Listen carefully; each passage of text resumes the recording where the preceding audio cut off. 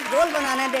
सभी ने मिलकर भगवान को मनाया और भगवान ने एक पेनाल्टी कॉर्नर दिलाया बाल भारतीय खिलाड़ी के पास। और भारतीय खिलाड़ी ने जैसे ही पेनाल्टी कॉर्नर को गोल में तब्दील करने की हिम्मत जुटाई, एक लड़की चिल्लाई हाय। भारतीय खिलाड़ी ने कहा हाय, अब बाल इधर जाए या उधर जाए। मैं देख रहा हूँ स्टेडियम के कोने कोने दर्शकों से खचाखच भर रहे हैं। हॉकी के छोटे से भारतीय खिलाड़ी मार्केट में शॉपिंग कर रहे हैं। Ball in right half Germany के खिलाड़ी के पास, सिर्फ स्टिक बचा है भारतीय खिलाड़ी के पास, उसी को घुसा दिया। जर्मनी का खिलाड़ी चीखा और एम्पायर को पेनाल्टी कॉर्नर दिखा, बॉल भारतीय खिलाड़ी के पास। और भारतीय खिलाड़ी ने जैसे ही पेनाल्टी कॉर्नर को गोल में तब्दील करने की हिम्मत जुटाई, एक लड़की चिल्लाई हेलो। भारतीय खिलाड़ी ने कहा चलो। भारतीय खिलाड़ियों ने अपना तीसरा पेनाल्टी कॉर्नर भी आजमाया, पर पदक तालिका में भारत का नाम नहीं आया। भारतीय खिलाड़ी खेल भावना से खेल रहे हैं, राणा सांगा की औलाद हैं, इसलिए 36 घाव झेल रहे हैं। क्या बात है। उन्हें विश्वास है ये गर्दिश भरे दिन कभी तो बीतेंगे, और जब ओलंपिक में 3 देश हिस्सा लेंगे, एक पदक वो भी जीतेंगे। क्या बात है, वाह वाह।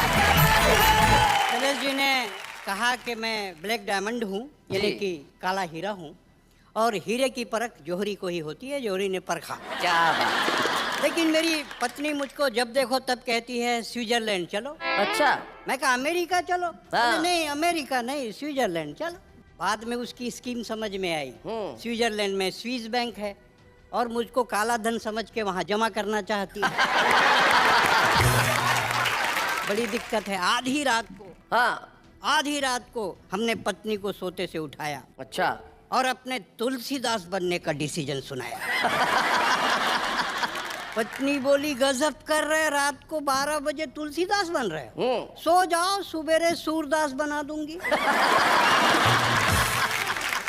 भाई दवे, मैं ये कहता हूँ कि अभी फॉर टाइम बीइंग आप मेरे गुरु हो जी। तो चेला बोला गुरु। बोल चेला, ये दागी मंत्री का मतलब क्या होता है गुरु? दागी मंत्री जी। अरे जिसमें भ्रष्टाचार का दाग लगा है उसको दागी कहते हैं, तो इनका दाग कैसे छूटेगा गुरु? अरे इनका दाग नहीं छूटने वाला। बोले कोई साबुन, सोडा, वॉशिंग पाउडर? अरे नहीं छूटने वाला है। तो गुरु इनका दाग कब छूटेगा? जब इनका प्राण छूटेगा, तब इनका दाग छूटेगा। वाह वाह वाह, बहुत अच्छा। चेला बोले गुरु। बोले हाँ बोल चेला, जब से ये जिस्म और मर्डर फिल्म देखा हूँ, अच्छा, मन पूजा पाठ में नहीं लग रहा है। अब तो मुझको साधु बनना भी अखर रहा है। हमारे जमाने में ऐसा सिनेमा होता तो मैं कभी साधु नहीं बनता गुरु। औरत के कई रूप होते हैं बेटे, वो पत्नी होती है, प्रेमिका होती है, बहन होती है, उसी औरत का एक रूप माँ होता है। क्या बात है, वाह वाह वाह वाह वाह। जिसके स्तनपान से तेरे शरीर में लहू बहता है। क्या बात है, बहुत अच्छा। तेरी माँ ने तेरे बदन पर चर्बी चढ़ाने के लिए पिए होंगे आंसुओं के 1000 घूंट। कभी किसी माँ ने अपने बेटे से नहीं कहा बड़ा होकर औरत की इज्जत लूट। क्या बात है, वाह वाह वाह वाह वाह, बहुत बढ़िया। मेरी नज़र शर्म से झुक गई और मेरे सामने एक लाल बत्ती वाली कार रुक गई। मैंने कहा मंत्री जी मुझे गांधी के राजघाट जाना है, उन्हें इस देश के बदलते हालात बतलाना है। तब मंत्री के सेक्रेटरी ने मंत्री के कान में धीरे से कहा, लगता है इसकी गांधी से बहुत पड़ती है, ये कभी जिस दिन भी गांधी की आत्मा से मिलेगा आप जैसे नेताओं का जिक्र जरूर करेगा। क्या बात है।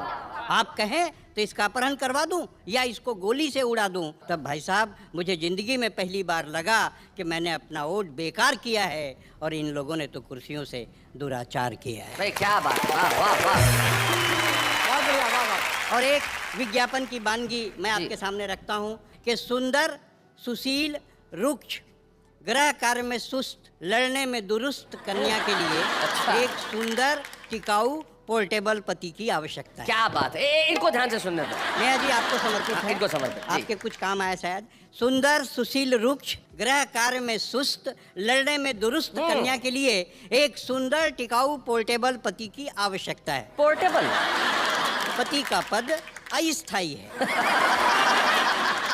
जिसके चालू रहने की संभावना है।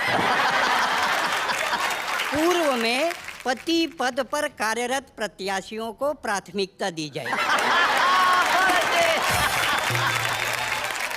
ये महन पार्टी जो है शैलेश जी, जी। मैं इसकी पूरे अंदर की जड़ जानता हूँ। अच्छा। क्योंकि इस पार्टी का मैं अध्यक्ष हूँ, उस पार्टी का अध्यक्ष बीच में बैठा है। इनका चंदा करना धंधा है। अच्छा, मतलब आप लोगों ने अध्यक्ष पद खुद ही चुन लिया दोनों ने? हो सकता है ये दोनों मिलकर तुम्हें पार्टी से निष्कासित कर दे कभी। जब कोई पद न मिले तो हाँ। बुद्धिमानी ये है कि आप ले लो। जी। इनका मुख्य काम चंदा है, चंदा हाँ। इनका धंधा है। हाँ। आप अध्यक्ष की टोपी उतार के देखिए, अध्यक्ष तो गंजा है। अच्छा, ऐसी पार्टी क्या तरक्की करेगी जिसका सदस्य अभी नेहा जी के साथ डांस कर रहा था? ऐसी पार्टी तरक्की करेगी, असली मजा तो यही ले उड़ा। हमारा कॉन्फिडेंस बहुत तगड़ा है। ये जो सुरेंद्र पार्टी है, इसका कॉन्फिडेंस बहुत तगड़ा है। एक ने हमसे पूछा, आपका लड़का तुतलाता है क्या?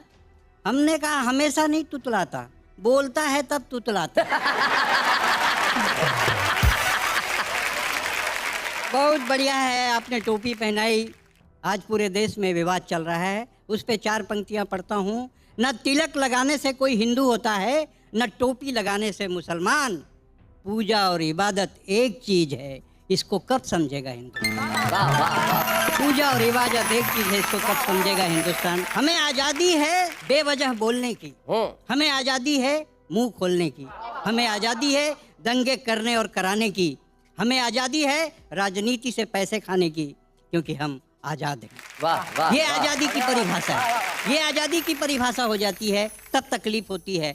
और हर नेता बोलता है कि मेरे को एक बार चांस दे के देख। चांस दे के देख।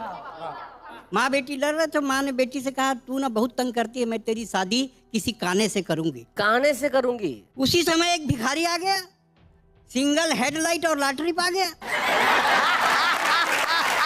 उसी समय एक भिखारी आ गया, सिंगल हेडलाइट और लॉटरी पा गया। थोड़ी देर खड़ा रहा, फिर बोला, जल्दी डिसाइड करो, मैं हूँ आदमी नेक, अगर मेरे तरफ बात हो जाएगी तो मेरे को मिल जाएगा ब्रेक। अरे एक बार मेरे को भी तो चांस दे के देख, एक बार मेरे को भी तो चांस दे के देख।